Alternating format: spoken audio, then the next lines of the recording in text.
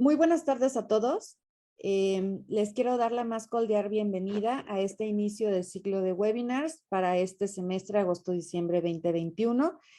Vamos a arrancar con una clase magistral de parte de la maestra Silvia de Marucci, para lo cual le voy a ceder la palabra al ingeniero Francisco Jordá, el cual es consejero del Consejo Consultivo Académico de Negocios Internacionales. Adelante, ingeniero, bienvenido. Muchísimas gracias, maestra Marisol. Bienvenidos todos a esta tarde. Vamos a tener una clase estupenda que va a estar dirigida, expuesta por la licenciada Silvia Fernández de Marucci, a quien voy a tener el placer y el honor de presentar. Silvia Fernández de Marucci es gerente de análisis de mercadeo y relaciones con los clientes de la Autoridad del Canal de Panamá, o ACP. La magíster Silvia de Marucci se graduó con honores de la licenciatura en Economía con énfasis en investigación de los mercados de la Universidad de la Concordia, Montreal, en Canadá, en 1989. Obtuvo también un máster en Administración de Empresas de la Universidad Nova, sucursal Panamá, en 1992. Su experiencia previa a la Autoridad del Canal incluye cargos como coordinadora de operaciones para la América del Sur de Samsung Latinoamérica, donde su principal responsabilidad incluida la identificación y asesoría sobre todas las oportunidades de negocio en la región de América Latina, coordinación de actividades de los gestores locales de cada una de las ramas de Samsung en América del Sur, el desarrollo e implementación de un sistema de inteligencia entre las oficinas de Samsung en América del Sur. Posteriormente, desde 1992 hasta 1994, fue nombrada consejero económico de la Embajada de Japón en Panamá, sirviendo de enlace entre los funcionarios del gobierno panameño y la embajada. Trabajó en la coordinación del programa de donaciones de la embajada, incluyendo las negociaciones de préstamos en condiciones favorables para el gobierno de Panamá en 1992, la asistencia a reuniones de la Comisión Tripartita para el estudio de alternativas al Canal de Panamá y la organización de misiones comerciales de los inversores privados japoneses en empresas panameñas. En noviembre de 2013 fue designada gerente interina de la sección de mercadeo y pronósticos. Luego de una reestructuración, se la designó gerente de la División de Análisis y Mercadeo y Relaciones con los Clientes en la Autoridad del Canal de Panamá. En ella es la responsable por el desarrollo de las proyecciones de la demanda de mercado, las estrategias de fijación de precios y los análisis de la competencia que enfrenta la ruta del Canal de Panamá.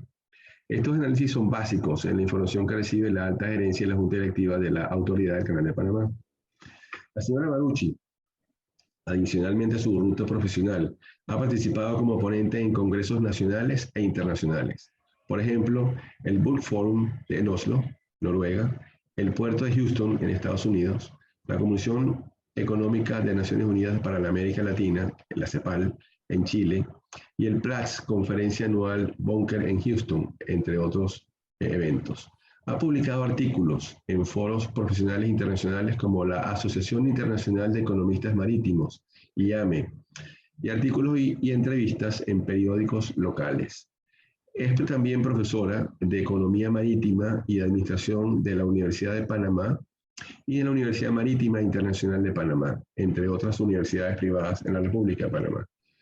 La licenciada Silvia Fernández de Marucci es amiga de esta casa, amiga de esta carrera, amiga de esta materia. Es bienvenida. Para mí es un gusto darle la bienvenida a una amiga y a una colaboradora asidua de esta materia. Ya prácticamente es un activo fijo de la NAWAC, yo diría. Silvia, estás en tu casa. El micrófono es tuyo. Te agradezco muchísimo la participación. Eres bienvenida. Muchísimas gracias, Francisco. Espero que me puedas escuchar bien. Te escuchamos. Bueno, voy a dar inicio a mi participación. Les agradezco muchísimo la invitación.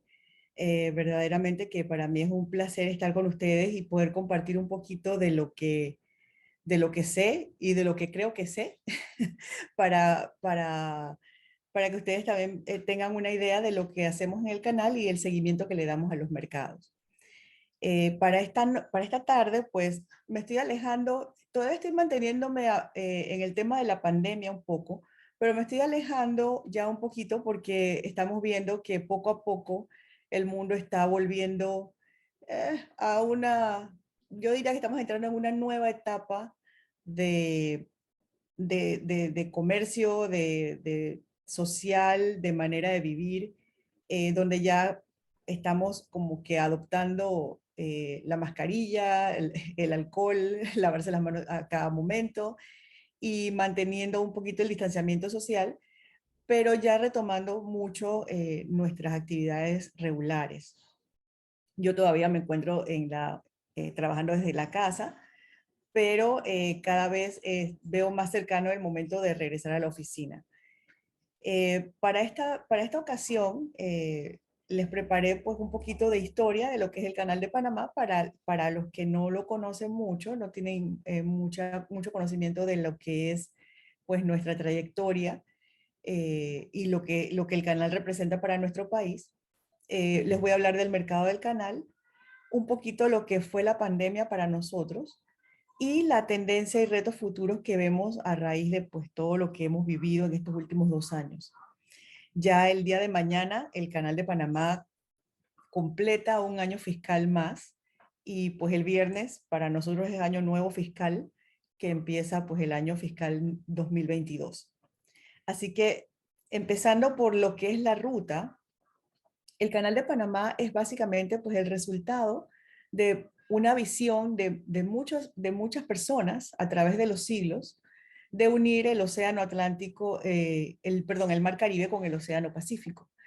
Ya desde 1534, Carlos V de España ordenó el primer estudio sobre una propuesta de ruta canalera a través del Istmo de Panamá y pasaron 3 siglos, digamos que somos un poco lentos también en nuestra Latinoamérica, pero bueno, pasaron 3 siglos hasta que realmente se comenzara el primer esfuerzo de construcción, que lo iniciaron los franceses en el año 1880. Trabajaron por 20 años en el Istmo de Panamá y al final pues sucumbieron ante las enfermedades tropicales, la selva, la humedad y los problemas financieros que los ahogaron. En 1903, Panamá se separa de Colombia, porque Panamá era miembro de la Gran Colombia en esa época. Se separa justamente a raíz de, pues ya como la gota que colmó el vaso, de que Panamá quería hacer un canal a través de su territorio, como lo había propuesto los Estados Unidos, pero Colombia se había negado a aceptar este tratado, esta propuesta con Estados Unidos. No había llegado a un acuerdo y finalmente Panamá se separa de Colombia el 3 de noviembre de 1903 y firma casi que inmediatamente pues un acuerdo con los Estados Unidos para construir el canal interoceánico a través de nuestro territorio. Eso para nosotros pues fue el inicio de una lucha generacional también por la soberanía de nuestro territorio, teniendo pues un país como los Estados Unidos ocupando una parte de una franja de nuestro territorio que básicamente dividía el país en dos.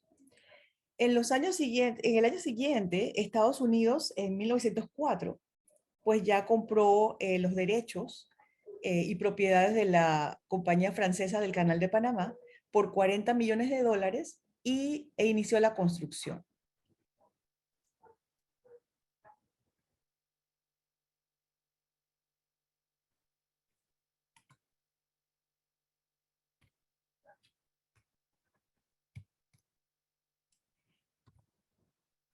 Perdón, me perdí en mi propia presentación.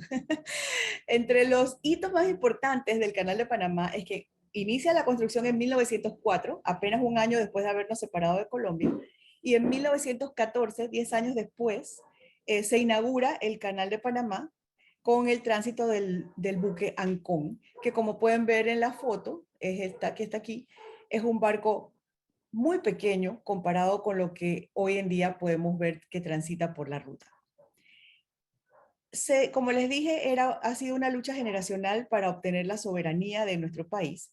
Y un hito de esta lucha fue la gesta de los mártires del 9 de enero de 1964, cuando estudiantes de la escuela secundaria de Balboa, americanos, rompen y queman una bandera panameña que los estudiantes panameños habían llevado para izar en territorio de la zona del canal. Eso, pues se pueden imaginar, encendió las pasiones y al final pues lo que hubo fue un ataque del ejército americano contra los panameños que no estaban armados, pues mataron varios estudiantes y personas que ni siquiera estaban participando de esta manifestación. Y en ese momento, el 9 de enero, pues el entonces presidente de Panamá, el doctor Chiari, pues valientemente, diría yo, rompe relaciones con los Estados Unidos, y eso marca ya como la nota que pone a Panamá en el mapa, y comienza darse a conocer lo que era la lucha panameña por la soberanía del Canal de Panamá. Pasan todavía más de 10 años hasta que se logra firmar los tratados Torrijos-Carter, que firmó pues el entonces líder de Panamá, que era el Omar Torrijos, con el presidente Jimmy Carter, quien entendió un poco la causa panameña y pues aceptó devolver el territorio del canal a Panamá, y eventualmente pues se firman los tratados no solamente de Torrijos-Carter, sino también el tratado de neutralidad, que asegura que el canal de Panamá no va a favorecer a ninguna nación por encima de otra. Entonces, finalmente pues el canal es entregado a la República de Panamá el 31 de diciembre de 1999, donde inicia entonces el periodo de administración y gestión del gobierno panameño, y casi que inmediatamente, 5 años después, se acepta la ampliación del canal, el proyecto de ampliación del canal, que es la construcción de una tercera línea para buques de mayor tamaño, que empezó oficialmente en el 2007 y se inauguró en junio de 2016. Pues de ahí en adelante estamos en lo que es la historia contemporánea del canal, y es donde pues comenzamos a ver las nuevas tendencias de mercado que se dan a raíz de que el canal de Panamá permite el tránsito de buques de mayor tamaño. Las diferencias entre un modelo de negocio manejado por el gobierno de los Estados Unidos versus el gobierno de Panamá, básicamente tenemos que el objetivo principal del gobierno de Estados Unidos era de recuperación de costos. O sea que el canal de Panamá en ese momento era una operación sin fines de lucro, mientras que el gobierno de Panamá es una piedra angular de la rentabilidad y confiabilidad de la ruta, que permite generación de ingresos para todos los proyectos que se quieran hacer en el país. Igualmente la estructura era presupuestaria en el tiempo de los americanos, y yo recuerdo muy bien porque yo entré a trabajar en el 95, cuando todavía estábamos bajo el paraguas del Pentágono, donde pues si sobraba dinero nos lo gastábamos, porque al siguiente año nos lo iban a recortar si no lo usábamos. Sin embargo, en la estructura actual se maneja el canal por desempeño de objetivos, y simplemente pues cuando tenemos siempre un porcentaje que se le paga al gobierno panameño, y somos totalmente autónomos porque generamos nuestro propio dinero, hacemos nuestras propias inversiones, y lo que sobra de lo que no hemos invertido y no hemos puesto a un lado para que sea invertido en otras obras, se le entrega al gobierno de Panamá para lo que sea que el Estado decida usarlo. La administración, obviamente con el gobierno de los Estados Unidos, era el principal usuario del canal, era el que lo manejaba. Y en este momento, pues Panamá no es realmente un gran usuario del canal, a pesar de que el abanderamiento de buques es importante para nuestro país. Pero las empresas que transitan por aquí, creo que ninguna es panameña.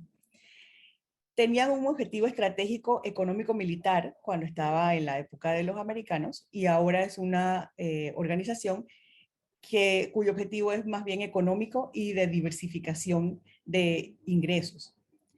El precio era único para todos los buques, solamente había una diferenciación para buques en lastre o buques con carga, y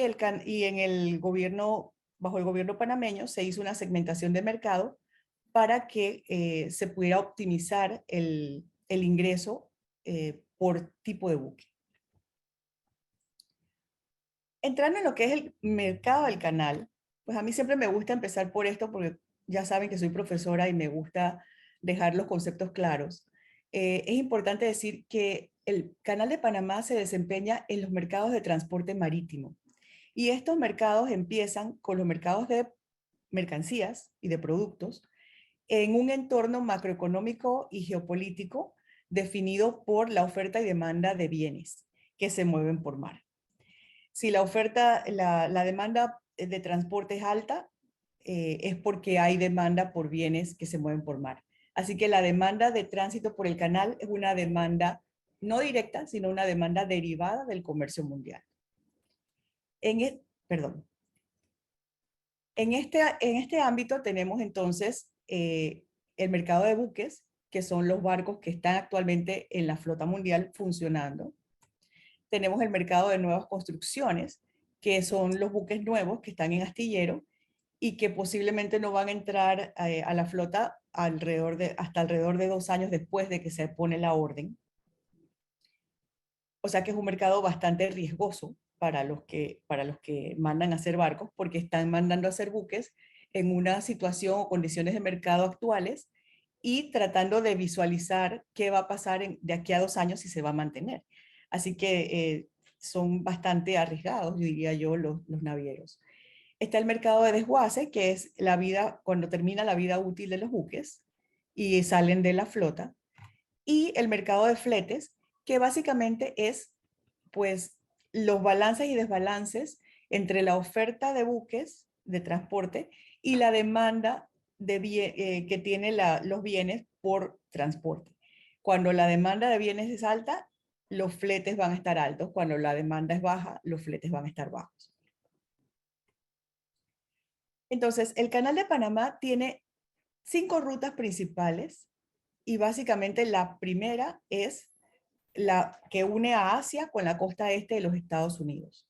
Asia principalmente China, Japón y Corea del Sur, todo lo que es el noreste asiático. La costa oeste de Sudamérica que va a la costa este de los Estados Unidos y viceversa. La costa oeste de Centroamérica con la costa este de los Estados Unidos.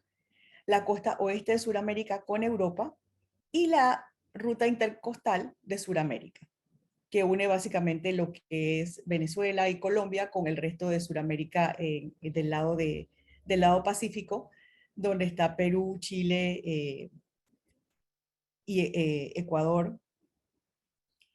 Nuestro principal usuario de la vía es Estados Unidos. Y como los pongo aquí, el 67% casi de la carga que transita por Panamá, de los 255 millones de toneladas largas que transita cada año, 67% tiene un origen o un destino en los Estados Unidos. Así que allí ustedes pueden ver que por mucho Estados Unidos es el país más relevante para nosotros y estamos siempre muy pendientes de lo que está pasando allí para tener una idea entonces de qué esperar nosotros en términos de tráfico. En segundo lugar está China, seguido de Japón, de Chile, Corea del Sur, México y Colombia. O sea que así como lo pueden ver, es un canal global, pero también regional. Con la construcción del canal ampliado en el año 16, aquí pueden observar cómo se dividió la carga, el tonelaje de buques. El tonelaje CPSUAP significa Canal de Panamá, Sistema Universal de Arqueo de Buques, y es la unidad de medida de nosotros para arquear los barcos para saber cuál es su tonelaje. Y cuando hablamos de tonelaje en este sentido, el tonelaje es más bien volumétrico. Una tonelada CPSUAP es equivalente más o menos a 100 pies cúbicos. Entonces, aquí lo que quiero mostrarles es cómo ha ido creciendo el uso de la esclusa Neopanamax versus la esclusa Panamax. En azul, en el año fiscal 2016, vemos que 95% de los buques o del tonelaje de buques que transitaba por Panamá usaba la esclusa Panamax, que es la esclusa tradicional, y solamente 5% utilizaba la esclusa Neo. a través de los años, aquí pueden ver en el año 17 cómo creció tan rápidamente de un año a otro, a 34% del tonelaje en la esclusa Neo. En el 18 ya era 43%, en el 19 era 49% y en el 20 estuvimos en 51%. O sea que la esclusa Neopanamax, con, con este crecimiento que ha mostrado, lo que nos dice es que era una esclusa que se necesitaba. O sea, era un proyecto, el proyecto de ampliación fue un proyecto que se hizo a tiempo y fue atinado porque la misma industria marítima ya estaba migrando hacia buques de mayor tamaño que eventualmente no iban a poder usar la esclusa Panamax y posiblemente íbamos a perder ese mercado potencial si no hacíamos algo. Así que con esta filmina simplemente les muestro que el mercado reaccionó positivamente a esta inversión de 5.5 billones de dólares y está utilizándolo. Aquí en la esclusa Neopanamax pueden ver que desde su apertura han pasado pues una gran cantidad de buques portacontenedores que son los principales usuarios de la vía, seguido por los buques GLP, que son los barcos de propano, mueven propano y butano, gas licuado de petróleo, y en el tercer lugar están los buques de gas natural licuado, que son barcos que sin la ampliación del canal no los hubiéramos visto transitar por aquí, por su tamaño. O sea, son barcos que no hubieran cabido por el canal.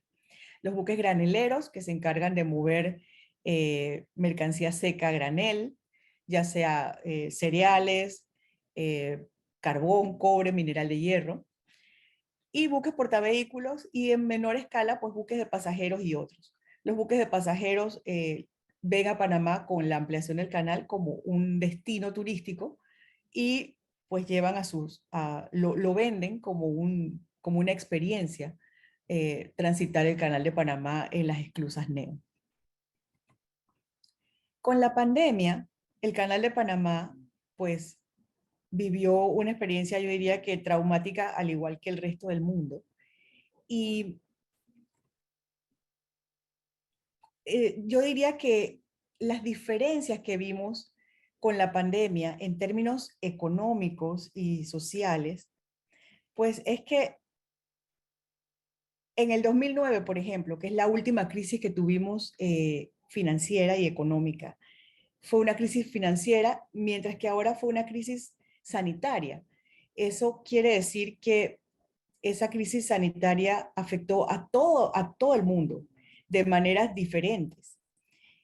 Aquí hablamos, cuando hablamos de la crisis financiera, hablamos del efecto en el crédito y la liquidez. Se impactó prácticamente pues, los mercados por igual y los estímulos que se dieron en ese periodo fueron básicamente dirigidos a ayudar a la banca más que al consumidor final. Y los sectores financieros se afectaron casi todos por igual, mientras que con la crisis de salud hubo un impacto muy asíncrono, muy disperso. Y realmente pues afectó más que nada al sector real y al sector de servicios. Al sector de servicios pues mucho más golpeado que el sector comercial de intercambio de bienes, aunque también estuvo afectado. El estímulo que se dio en general, sobre todo en los países del primer mundo, fue bastante amplio. Y acá, pues, a diferencia de las ayudas que se dieron en ese momento, en el 2009, para apoyar el sistema bancario, acá lo que se tuvo que hacer fue, pues, rerutear los bienes, las ayudas y los ingresos, los fondos de cada país para atender esta crisis. Para comprar medicamentos, para comprar respiradores, para comprar todo lo que se necesitaba para atender a la población. Y los estímulos que se dieron fueron al consumidor final. Sobre todo en Estados Unidos se vio muy claramente que se le daba dinero o cheques cada semana a las personas para ayudarlos a mantenerse mientras que tenían que estar en sus casas o que no tenían trabajo por causa de la crisis sanitaria. Para nosotros en el canal, la crisis de pandemia empezó realmente casi que el mismo día que la economía panameña cerró, en marzo del 2020. Y empezó con el tránsito de los cruceros Zaandam y Rotterdam, donde estos buques llegaron con personas, con pasajeros que estaban... El buque Zaandam llegó a Panamá con pasajeros que estaban infectados. No se sabía todavía qué tenían, pero se sospechaba que podía ser COVID-19. Por razones humanitarias, eventualmente se aceptó el tránsito de este buque. Y para apoyarlo, la empresa la empresa de Holland America, que eran los dueños de los cruceros, mandó al crucero Rotterdam con medicamentos, con camas, con oxígeno, con una serie de insumos para ayudar a los pasajeros enfermos del Zaandam. Y en la bahía de Panamá, en el área del Pacífico, se dio entonces el cruce de pasajeros sanos hacia el buque Rotterdam y el movimiento de pues todo lo que era medicamentos, oxígeno, hacia el buque Zaandam. Y estos dos barcos transitaron el 29 de marzo del 2020 en horas de la noche con un protocolo muy especial de seguridad para proteger a nuestro personal y con una fórmula muy particular también de tránsito, como pueden ver aquí. En esta foto ustedes ven este barco, que es el Zaandam, que no está pegado a la pared de la esclusa, hay un espacio aquí. Normalmente los buques se acodan a la pared de la esclusa y en esta área que ven vacía hay una serie de personal de pasacables que amarran el barco a estas vitas que se ven aquí a la izquierda para mantenerlo en su lugar mientras que el buque sube y baja en esta esclusa. En esta foto se puede apreciar claramente que no hubo personal de apoyo para amarrar este barco con la intención de protegerlos y no exponerlos a un contagio, porque para hacer este trabajo de equipo necesitamos personal en tierra, pero también hay que abordar el buque para que haya personal a bordo que pueda tirar las líneas al personal que está en tierra. Así que esta fue una operación bastante especial y pues también yo diría que aprendimos mucho en términos de lo que podíamos hacer en la esclusa nueva.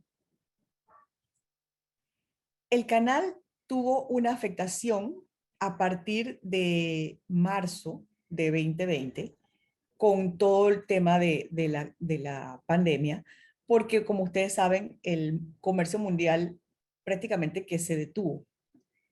Aquí pueden observar en rojo cuál había sido nuestra trayectoria en los primeros meses de nuestro año fiscal que empieza el 1 de octubre. Aquí tuvimos un año extraordinario de tránsitos que no se ha repetido ni en el 19 ni en el 21.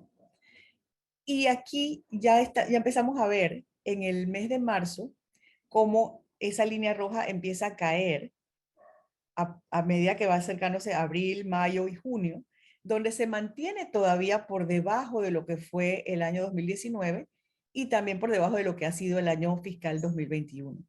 Así que para nosotros estos meses, se puede imaginar, para nosotros fueron críticos, de mucha preocupación, pensando si el comercio mundial realmente iba a mantenerse en esa situación de zozobra y que obviamente para nosotros significaba pues una caída en ingresos y en clientela importante, que de mantenerse así, pues obviamente es una afectación grande a la economía de nuestro país.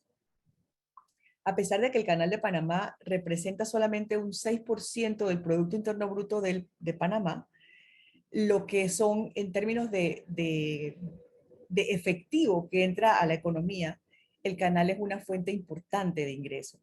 Así que para nosotros fue una gran preocupación y nos alegra ver que ya en el año 21, como pueden ver aquí en verde, no nos fue tan bien como nos había ido en el año 20 a principio, pero ya estamos por encima de los niveles del año 19 y de lo que fue el año 20. Nuestros segmentos de mercado, nuestro mercado está dividido en segmentos de mercado y se divide por tipo de buque. Y aquí les muestro pues los más representativos que son portavehículos y pasajeros, buques tanqueros, buques de gas natural licuado, buques graneleros y buques portacontenedores. Y para nosotros, en la afectación del COVID en el año 20, pues fue principalmente, el impacto más grande fue para los buques de pasajeros, que inmediatamente cesaron los zarpes desde los Estados Unidos y pues no se han recuperado. Yo diría que todavía en el año 21 no los hemos recuperado.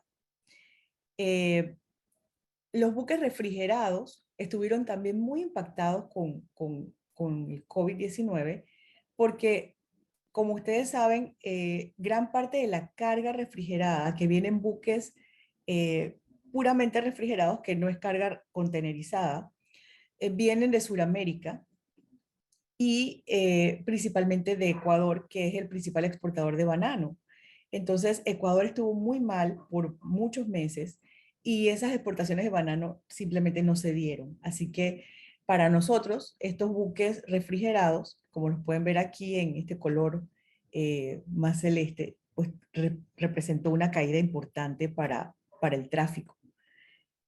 Los portavehículos, igualmente se pueden imaginar, pues nadie estaba pensando en comprar autos ni manejar durante la pandemia, así que los portavehículos se vieron fuertemente afectados durante este periodo y ellos iniciaron una recuperación en julio del 20 y todavía se mantiene.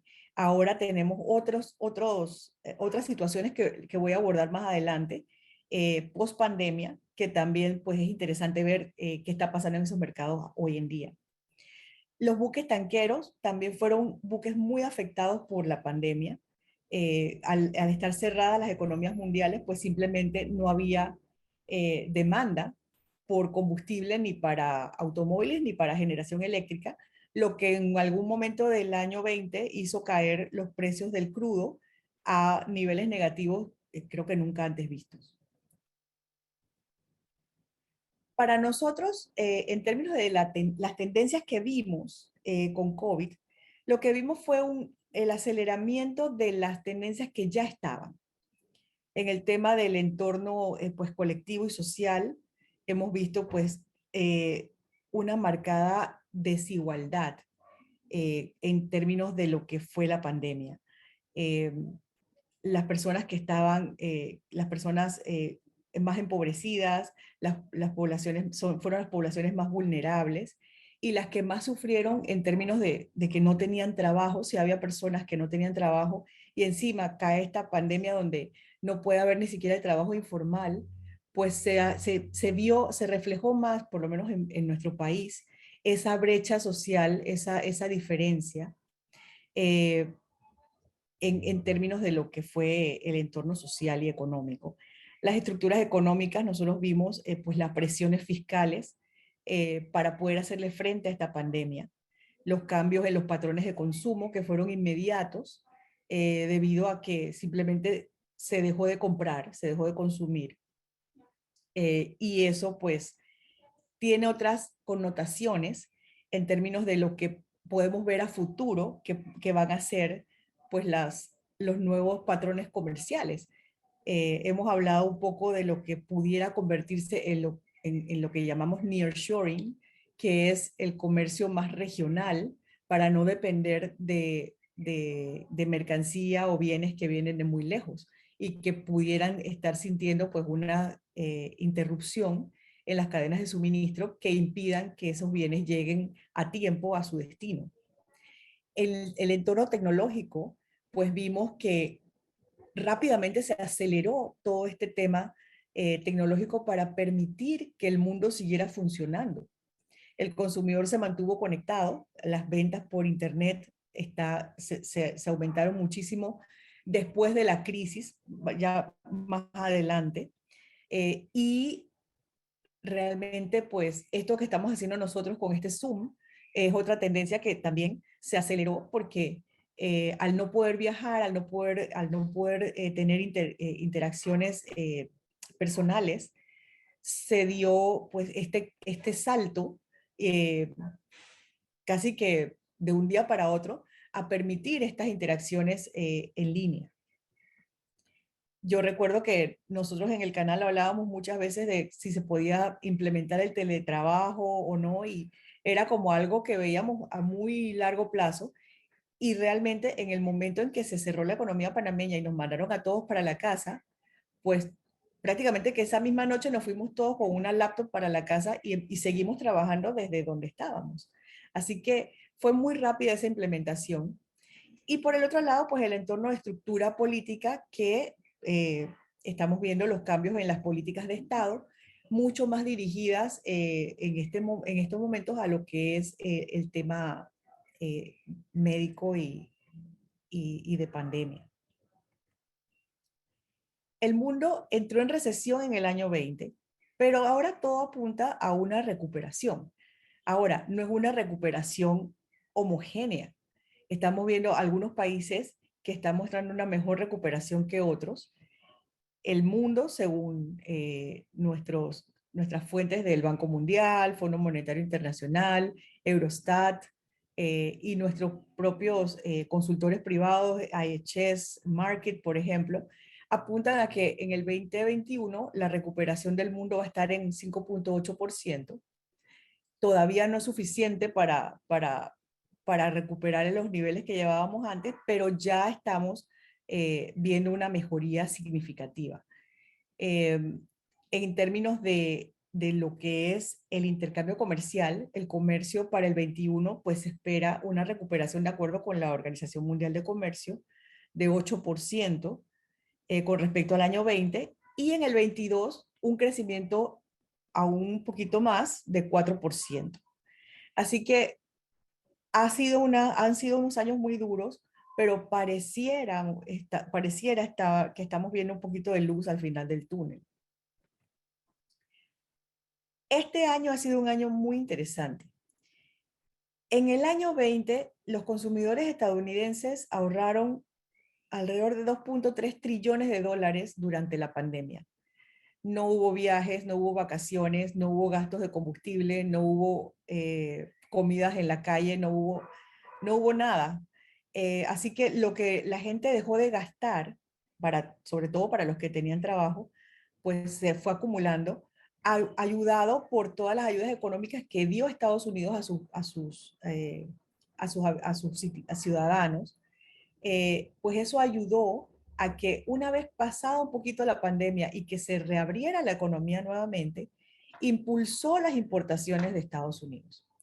Y realmente, pues, Estados Unidos es un país que es el principal consumidor del mundo y ellos mueven las economías del mundo. Empezó también al comenzar la demanda, pues China por su lado comenzó a ofrecer y poco a poco se comenzó a mover la economía nuevamente.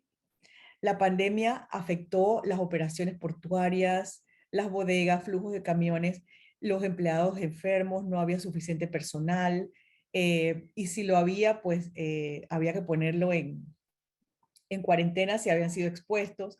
Así que eso hizo una gran mella a todo lo que era la eficiencia de la cadena de suministro.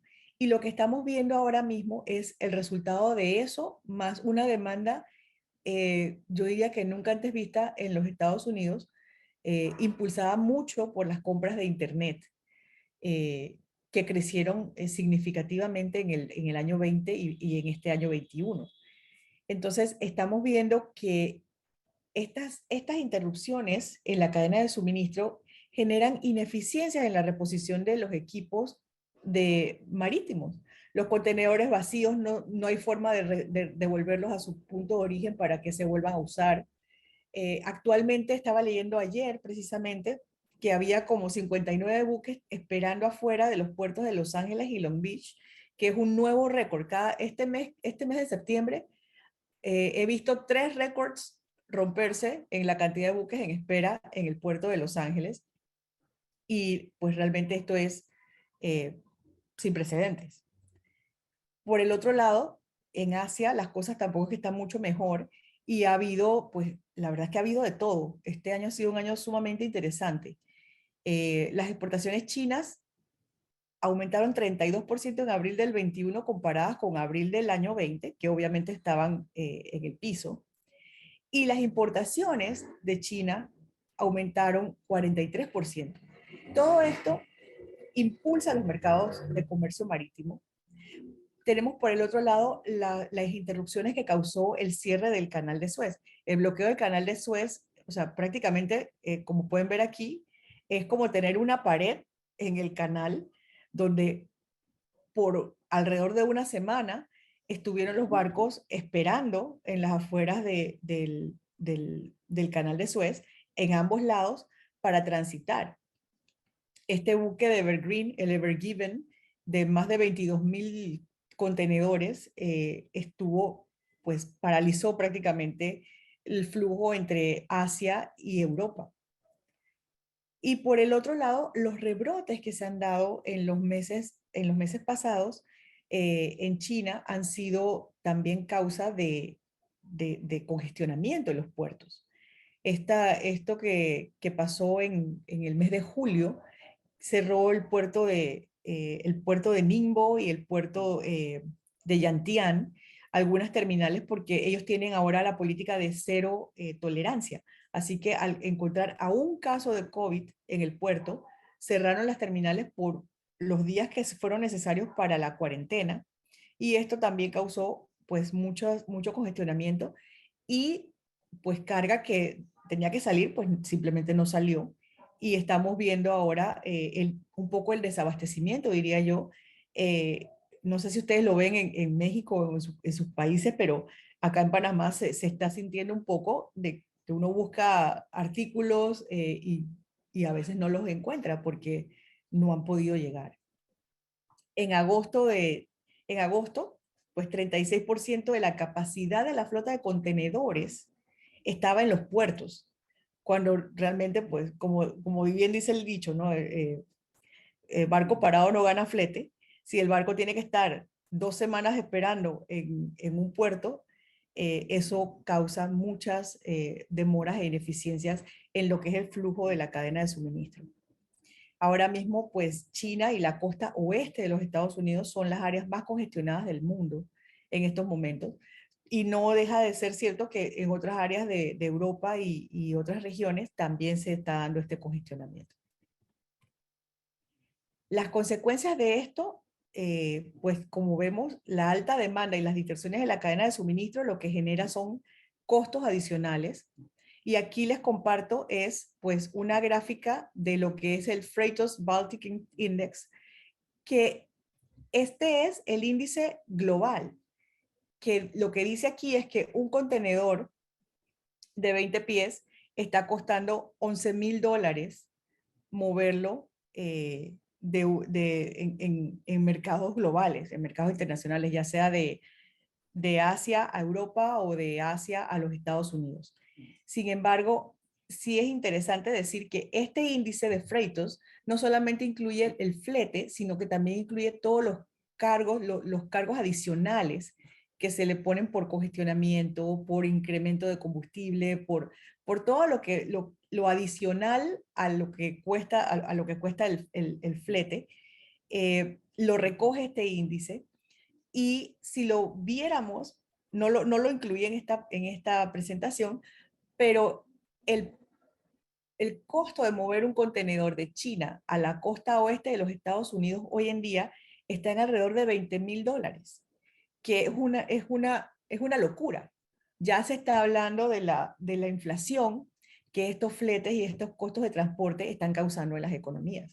Así que, pues, son las cosas que están pasando y que van a tener, pues, una consecuencias duraderas. Esto no se espera que se resuelva todavía ni este año, posiblemente para mediados del año 22 estemos viendo una normalización de los fletes de contenedores.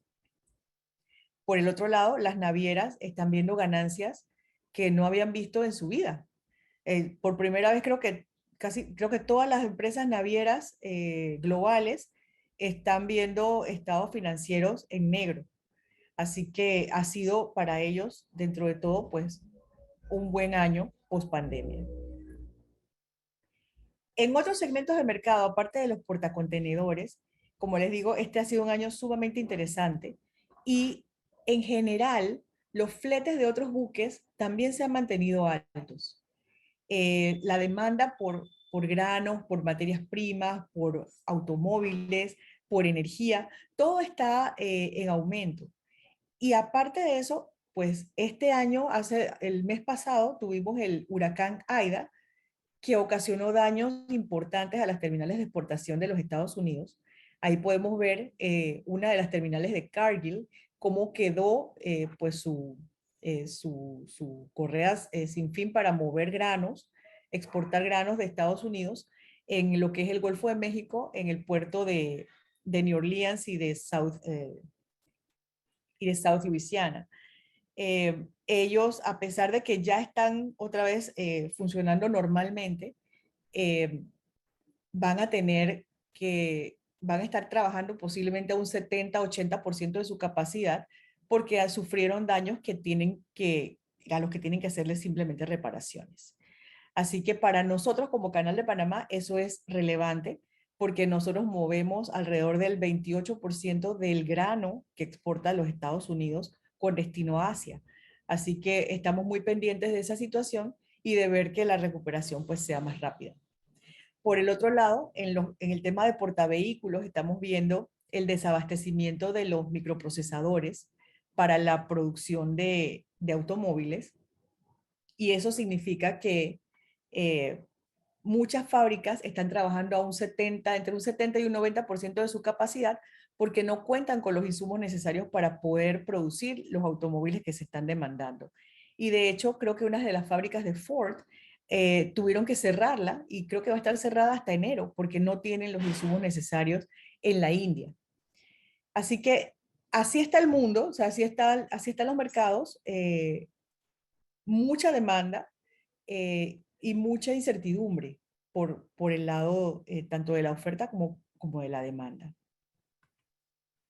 Dentro de lo que es el capital humano, esta pandemia pues nos recordó que hay alrededor de 1.7 millones de personas que conforman la tripulación de la flota mundial de buques, hombres y mujeres que durante la pandemia pues sufrieron significativamente porque no pudieron ser relevados a tiempo. Muchos puertos no permitieron el desembarque de personal para hacer el cambio de personal y pues ha habido, se está tocando mucho ahora los temas de salud mental y los derechos de los trabajadores del mar, viéndose reflejado pues con esta pandemia. En términos de retos futuros, pues podríamos decir las tendencias de mercado que posiblemente ustedes ya conocen. Estamos hablando de fórmulas para optimizar la cadena de suministro ante todos estos retos de interrupciones, congestionamiento, ineficiencias, para tratar de superar esto. Estamos hablando de lo que es el Big Data, la utilización de data de sensores, para utilizar los datos que no están estructurados y que pudieran en algún momento pues servirnos para mejorar la forma de nuestros procesos. Tenemos la transformación de la última milla, que es la entrega sin contacto, que ahora se hace tan relevante. El uso de drones, pues de manera masiva para la entrega de mercancía. Tenemos lo que es la globalización versus la regionalización, que era lo que les comentaba antes del nearshoring, de la posibilidad de que ahora con este miedo de que las cadenas de suministro se han visto susceptibles, se han visto vulnerables, se considere pues la producción en lugares más cercanos a los puntos de consumo. Y eso pues yo lo veo todavía difícil y lo veo como algo que no va a ser inmediato, pero que puede ser muy, muy beneficioso para Latinoamérica. Vemos la digitalización cada vez más, pues los peligros de la ciberseguridad, la integración de sistemas, el uso de moneda digital, y tenemos pues las pruebas de resiliencia que se le han puesto a nuestras cadenas de suministro, que van a tener que convertirse en regulaciones. Ya no va a ser simplemente un contrato de compraventa que te diga las condiciones bajo las cuales se va a hacer la entrega, sino que vamos a tener que verlo desde el punto de vista más macro, con regulaciones y normas.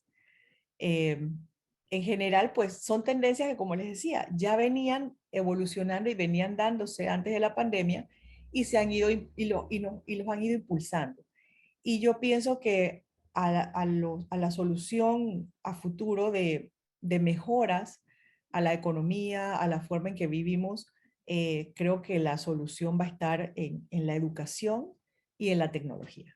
El uso apropiado de lo que es el conocimiento.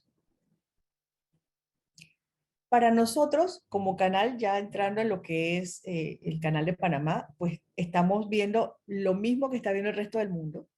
La transformación tecnológica para nosotros es un tema importante. Estamos viendo la ciberseguridad para nosotros es supremamente importante. Nosotros tenemos muchos controles porque el manejo del canal, obviamente, no podemos permitir que un hacker se apropie de la esclusa y simplemente decida cuándo la abre y cuándo la cierra.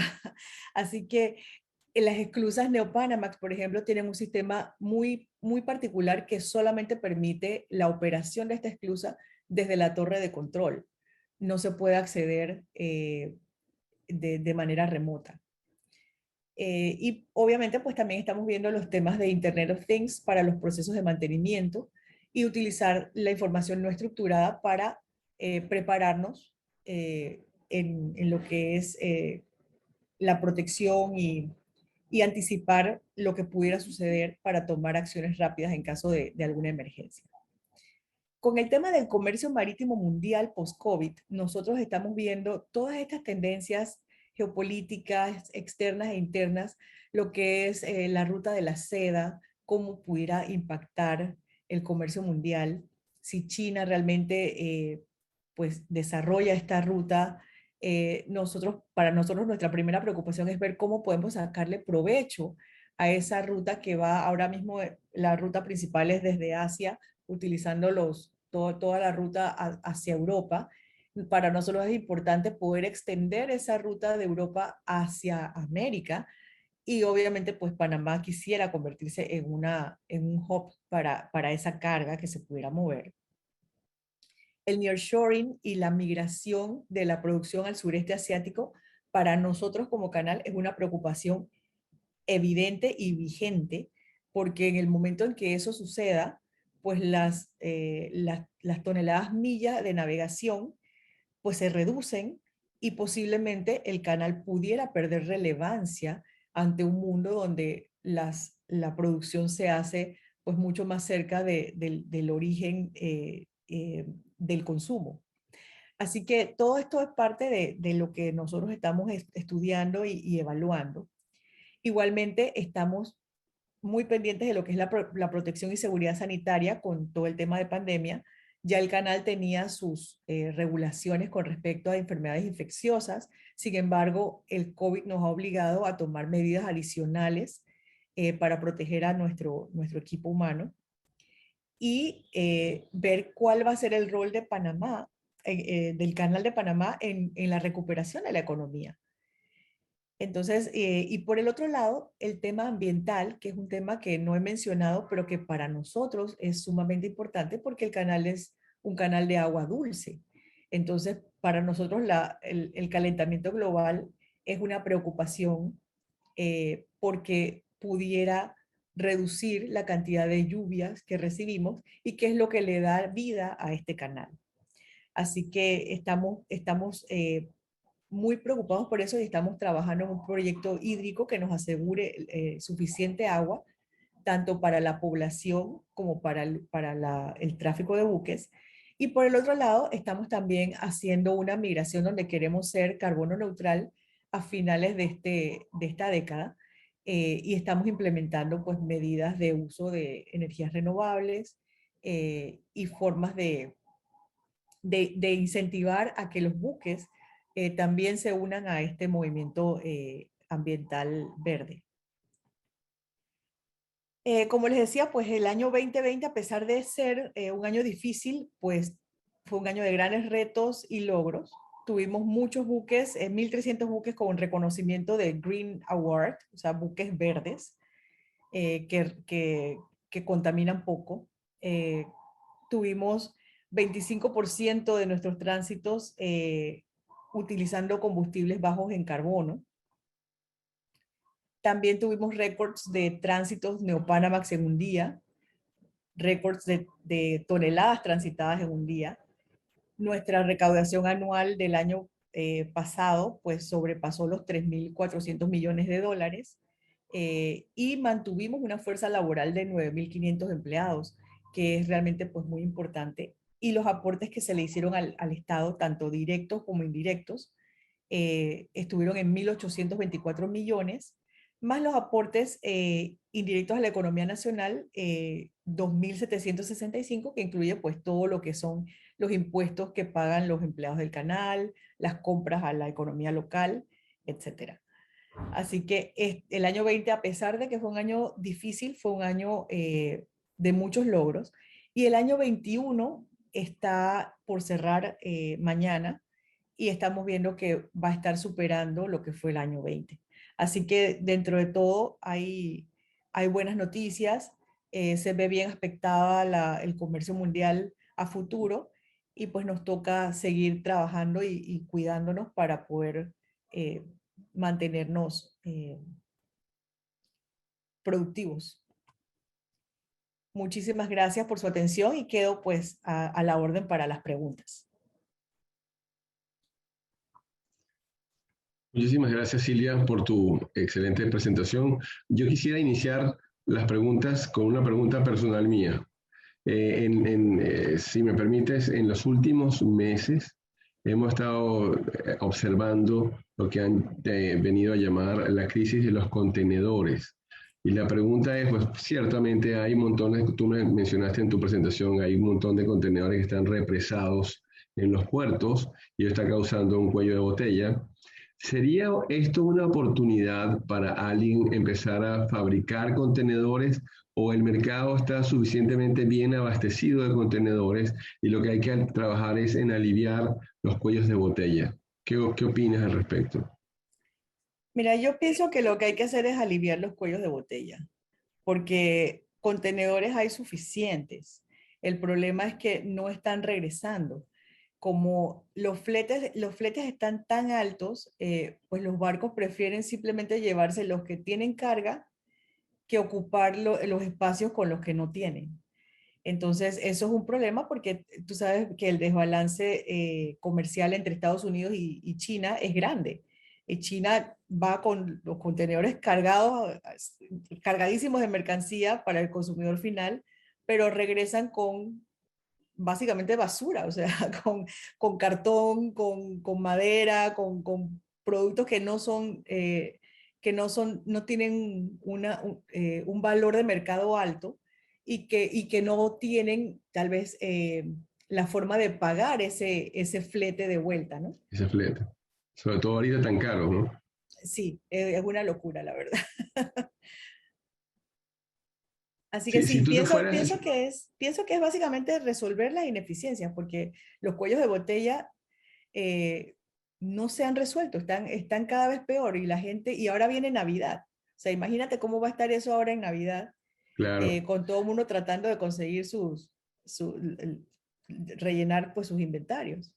O sea, imagínate que alguien se pusiera a fabricar contenedores y se le suelta el cuello de botella, se va a quedar con el inventario en sus manos, probablemente, ¿no?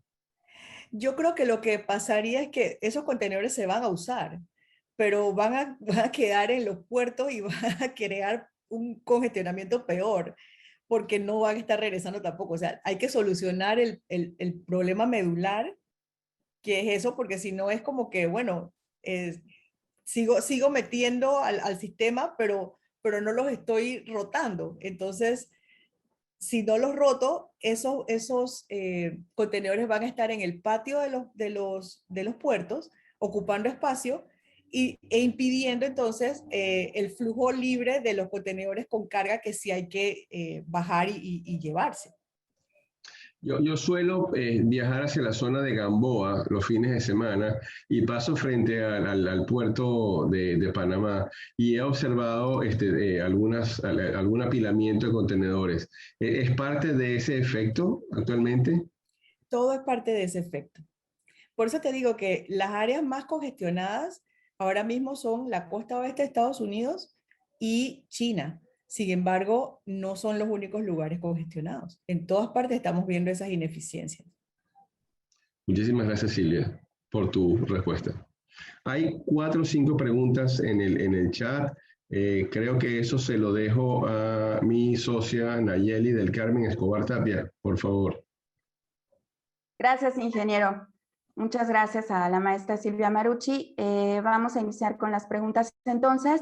La doctora Giselle Rodríguez alude al tema de gestión ambiental que se ha implementado en los últimos años en el canal y asimismo pregunta sobre en qué consiste el Green Connection Award. Bueno, el canal siempre ha estado pendiente del medio ambiente y no lo digo porque somos los más responsables, sino porque es lo que nos conviene. Si no cuidamos nuestra cuenca, no vamos a tener el agua que necesitamos para el canal. Entonces, desde ese punto de vista, nosotros tenemos varios, yo diría, no son proyectos porque son programas ya instalados que son continuos, donde muchas de las tierras en la cuenca del canal, a lo largo de todo lo que es el canal, son terrenos privados de campesinos, personas que viven allí y que lo que nosotros hacemos con ellos es enseñarles métodos de cultivo, metodología de manejo del ganado, tipo de hierba que necesitamos que ellos siembren en sus áreas para que eviten que haya erosión y que caiga al lago. Así que ese tipo de colaboración con las personas que viven allí son programas bien importantes. Por ejemplo, tenemos un proyecto que se llama Cuencafé, que es donde el canal pues le da apoyo a las personas que viven allí para que siembren un tipo de café específico y que ayuda tanto a la economía de las personas que están allí como al canal para proteger la cuenca que no se deforeste. Entonces, todos esos programas de deforestación, no solamente en lo que es la cuenca del canal, sino en otras áreas de Panamá donde reforestamos igual, son parte de nuestros programas sociales y ambientales para protección del área. Tenemos lo que es la Ruta Verde y el Green Connection del que me preguntabas. Pues es un programa donde nosotros le damos premios a las navieras que tienen buques que son verdes. Y cuando digo que son verdes es que o están construidos de cierta manera que su fisionomía permiten el ahorro de combustible al ser más aerodinámicos o que utilizan combustibles bajos en carbono. Por ejemplo, los buques que usan gas natural licuado son buques que reciben premios por eso. Y los premios realmente no son la gran cosa, son un reconocimiento y se les da puntaje, partes de puntaje en lo que nosotros llamamos el Customer Ranking. Nosotros tenemos una jerarquización de clientes y esa jerarquización le sirve a la naviera para tener mayor acceso a cupos de reservaciones cuando quieren reservar para transitar un día en particular. Si hay una competencia por un cupo de reservación en un mismo día y hay dos navieras compitiendo, en la jerarquía que tiene cada naviera sobre la base de lo que es número de tránsitos en los últimos 12 meses y peajes pagados, más este premio que se le da por ser verde, eso los ayuda a ellos a tener un mejor puntaje que el otro y pueden ganarse el cupo de reservación, por darte un ejemplo, ¿no? Así que es básicamente eso, un buque que está diseñado de manera que consuma menos combustible o utilice combustibles más limpios. Gracias, maestra. Adelante, maestro Jack. Gracias, maestra. Tenemos una segunda pregunta del alumno Ian César Ortega y dice, ¿a qué se debe el éxito del canal y qué impide que otro país latinoamericano con mayor poder exportador haga uno que tenga mayor impacto?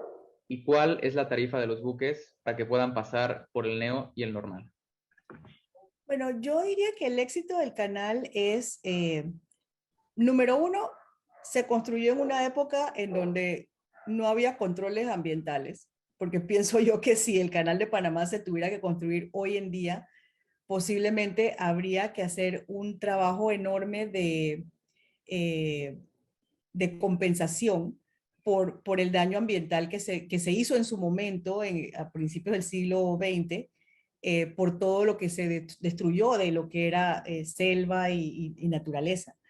Así que pienso que, pues, lastimosamente se hizo de esa manera en una época en que, pues, no había esos controles. Y lo que creo que el punto más importante es que Panamá tiene una geografía que permite el poder hacer este canal. Entre un océano y otro hay 80 kilómetros. O sea que tú puedes irte en carro de la ciudad de Panamá, que está en el Pacífico, a la ciudad de Colón, que está en el Atlántico, en 40 minutos por autopista. Entonces, ese espacio, eso que hubo que dragar, que excavar, que construir, es muy difícil replicarlo en otra parte de Latinoamérica, porque las distancias son más grandes. Inclusive, cuando vemos los proyectos del canal de Nicaragua, por ejemplo, Nicaragua todavía es un país mucho más grande que Panamá y la distancia entre un océano y el otro es mucho mayor. Así que eso es parte de lo que es lo que habilitó el poder hacer el canal por Panamá. Y ahora mismo, pues ya una vez existente, creo que el éxito del canal es básicamente el trabajo en equipo que hay, porque para poder transitar un barco se requiere de una colaboración y un proceso muy eficiente que te permita realmente llevar ese barco de un lado al otro en 8 o 9 horas y poder transitar la cantidad de barcos que se necesitan. Así que yo pienso que gran parte de eso es la dinámica de trabajo, los procesos establecidos y el trabajo en equipo que se da en la organización. Ahora, los peajes que pagan los barcos, pues varían mucho sobre la base del tipo de buque. Los buques Panamax, tú puedes tener barcos pequeños que están pagando $60,000 por un tránsito en términos de peaje, y puedes tener un buque Panamax de los más grandes que están pagando $150,000. Los buques Neopanamax, pues pueden empezar en unos $220,000, hasta un buque portacontenedor de 15,000 TEUs que puede estar pagando $1.1 millones por transitar. Entonces, la dispersión es alta porque, como te digo, hay una segmentación de mercado y se han establecido precios que atienden las diferentes necesidades de esos barcos y que obviamente nosotros sabemos cuál está dispuesto a pagar más que otro. Gracias, maestra. Marijose Rafael pregunta, ¿por qué el año termina antes del fin de año? Bueno, es nuestro año fiscal. Está establecido así desde la época de los americanos. Coincide con el año fiscal americano. Y cuando el canal pasó a manos panameñas, pues no se cambió, se mantuvo así. Y es la manera como es la forma contable del canal. Empieza el 1 de octubre y termina el 30 de septiembre. Me quiero colar en las preguntas para hacer una pregunta a Silvia. Respecto de los proyectos que en el pasado han tenido países, por ejemplo, mencionaste a Nicaragua con su canal seco. O también existe la posibilidad en México de hacer un canal seco en el istmo de Tehuantepec. ¿Pudieran ellos representar una amenaza para el canal de Panamá o más bien un incremento del comercio internacional? ¿Qué opinión tienes al respecto? Mira, yo pienso que realmente no es una amenaza para el canal. El volumen de carga que se puede mover en un canal seco es mucho más bajo de lo que se puede mover por mar.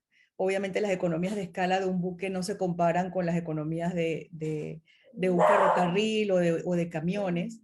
Eh, y yo pienso que con los incrementos que hay en comercio mundial anuales, yo creo que sería un alivio tener, tener áreas adicionales donde se pudiera mover esa mercancía. Excelente respuesta. Sí, es cierto, o sea, el canal seco implica descarga y recarga en el otro lado, y eso implica un tiempo, y el tiempo es dinero. Entonces, tener un tránsito de 8 horas definitivamente es una ventaja competitiva impresionante. Muchísimas gracias y disculpen la interrupción, Nayeli y Jax. No, y si te complemento, yo pienso que los canales secos tienen su espacio. O sea, por ejemplo, México es un país con gran capacidad de producción. Entonces, tiene carga propia que exportar y mover de un lado al otro para para sus propias exportaciones.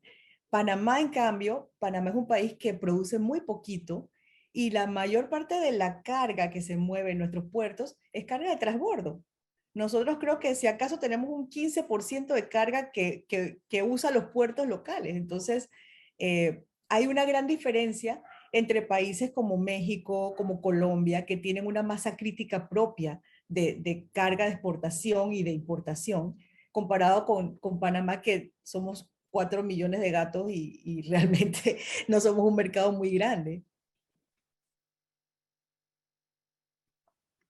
Gracias por su respuesta, maestra. Pues seguimos con la siguiente pregunta del alumno de negocios internacionales, Gabriel Cruz, quien nos pregunta cuántas embarcaciones pasan al día en promedio y cuál es la longitud del canal de Panamá. El canal de Panamá mide alrededor de eso, 50 millas, 80 kilómetros más o menos. Y al día transitan alrededor de 32, 34 barcos. Básicamente alrededor de entre 9 y 10 Neopanamax y el resto Panamax, en las esclusas Panamax.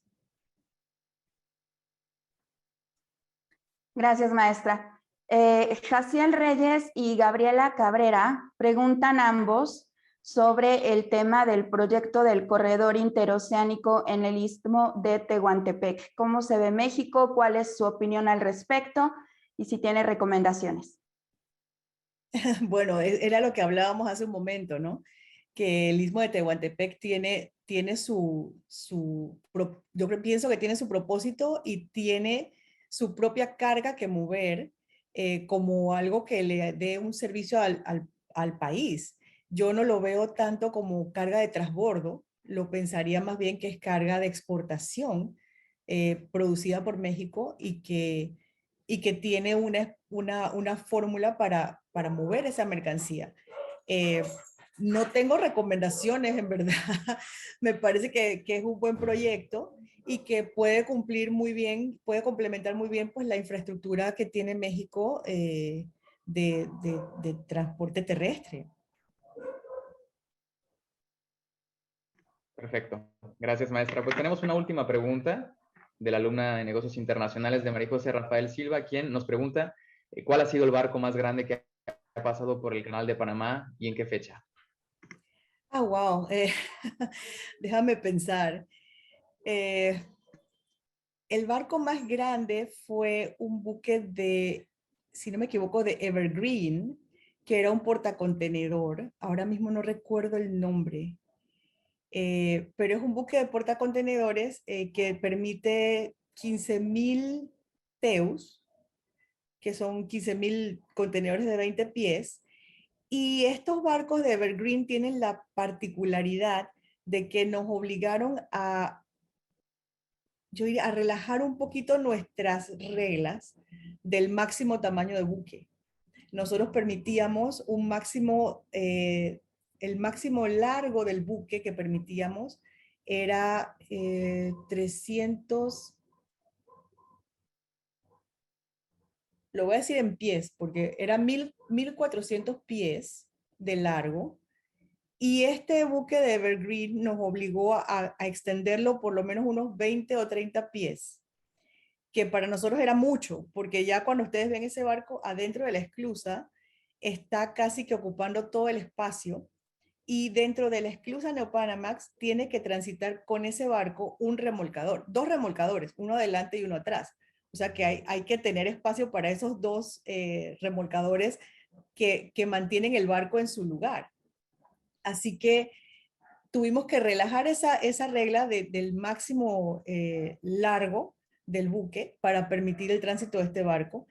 Y además, en términos de manga, lo que es el ancho del buque, tuvimos que relajar también el ancho, el máximo que permitíamos, que era 50 pies.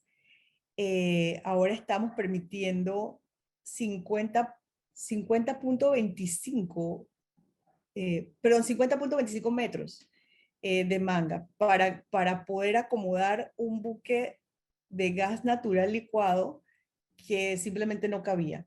Era como decirle, bueno, respira profundo, a ver si cabes. Y tuvimos que permitir entonces el paso de este barco. Y lo que nos ha causado pues es, los navieros siempre nos retan un poco a que vayamos un paso más allá de lo que pensábamos que podíamos hacer. Y eventualmente pues con este buque que menciono, de portacontenedor, era un barco pues que empezó a venir como prueba, y ahora ya el reglamento se modificó para indicar que se permite este barco. Y esto también tengo que agregar que requirió pues no solamente voluntad, sino también procesos. El canal de Panamá tiene sistemas que están todos duplicados por seguridad. Por ejemplo, las compuertas de las esclusas Neopanamax son dobles. Cierran y son dos puertas para asegurarse de que no haya ninguna salida de agua ni haya ningún problema. Si se golpea el barco con una compuerta, todavía hay otra que protege la esclusa. Entonces, tuvimos que diseñar pues un proceso donde el barco entra, pero solamente se cierra una compuerta para permitirle el espacio adicional que esa compuerta ocupa. Así que fue todo un proceso de pruebas, y al final pues se comprobó que sí se podía, y se incluyó en el reglamento. Muchas gracias, maestra.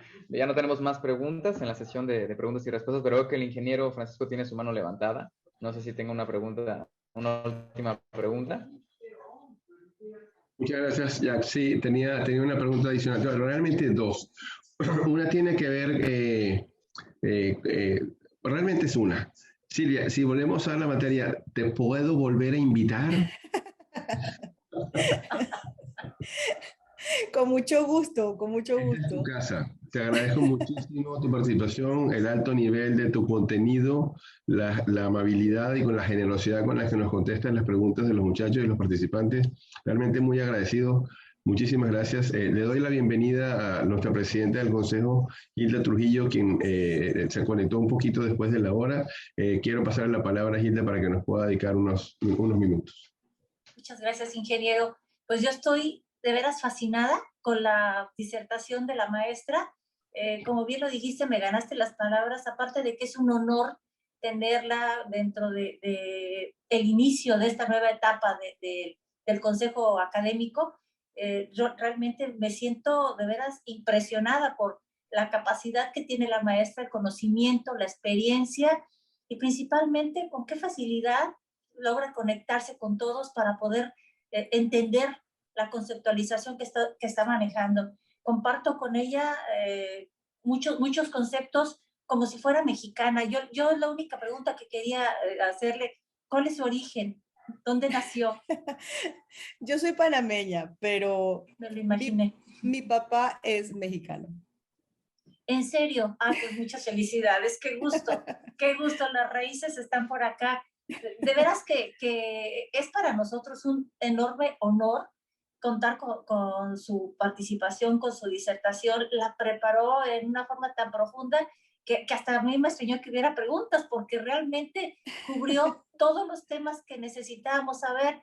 El tema del medio ambiente particularmente a mí me parece de mucha preocupación, y lo que decía maestra, de tener el pendiente de que con el cambio climático se tenga el suficiente mar para poder trabajar en el canal, porque es una operación, yo me imagino que muy sincronizada, con muchos detalles. Ya tenemos pues el entusiasmo y las ganas de poder estar por allá en una oportunidad de una misión académica empresarial. Y bueno, yo creo que verlo va a ser fascinante, fascinante. Realmente nos sentimos muy honrados con su participación, maestra. Qué bueno que tiene usted raíces mexicanas. Creo que se le notan. Es evidente, porque ese entusiasmo y esa ganas de poder cubrir todos los temas nos deja a todos muy complacidos y muy agradecidas de haber contado con usted. Muchísimas gracias, maestra. Gracias a ustedes por la invitación. Y lo que dijo el ingeniero Jordá, yo también quería hacerlo, que no sea la única vez, y qué bueno que tiene ustedes alta disposición. Y me permito dar lectura al reconocimiento que le vamos a hacer llegar. La Universidad de Anáhuac, Veracruz, otorga el presente reconocimiento a Silvia de Marucci, autoridad del Canal de Panamá, por haber impartido la magna conferencia La visión de la ACP respecto al comercio mundial en medio de la recesión global actual, las tendencias previstas para el comercio global en 2021, 29 de septiembre de 2021. El director académico, Eli Ricardo Marín Illescas. Pues maestra, muy agradecida y muy contentas de haberla escuchado. Yo ofrezco una disculpa que entré un poquito después, pero estoy segura que voy a poder ver la grabación con más calma, y que me van a surgir también algunas preguntas, pero si vamos a tener esa oportunidad de volverla a tener, pues seguramente vamos a poderlo platicar. Muchísimas gracias y siempre bienvenida a esta universidad. Muchas gracias a ustedes. Gracias. Pues te cedo el micrófono, Jax. Muchísimas gracias, licenciada Gilda, presidenta. Qué gusto tenerla con nosotros. Pues bueno, en nombre de la Universidad de Anáhuac les agradecemos a todos los invitados especiales que tuvimos el día de hoy. Gracias, ingeniero Francisco Jordá, por haber permitido esta conexión con la maestra Silvia de Marucci. Maestra, gracias por esta excelente ponencia. Fue un gusto haberte tenido con nosotros, y como lo dijo el ingeniero, esperamos poder volver a verla próximamente. Gracias, maestra Nayeli, por toda su ayuda. Y pues bueno, en nombre de la Universidad de Anáhuac, les deseamos a todos una excelente tarde. Esperamos verlos próximamente en el próximo evento que tenemos. Hasta luego. Muchas gracias. Hasta luego. Hasta luego. Gracias. Gracias. Un abrazo, Silvia. Gracias, Un abrazo, ingeniero Jordá, por todo. Jax y Hilda. Gracias. Hasta luego. Gracias.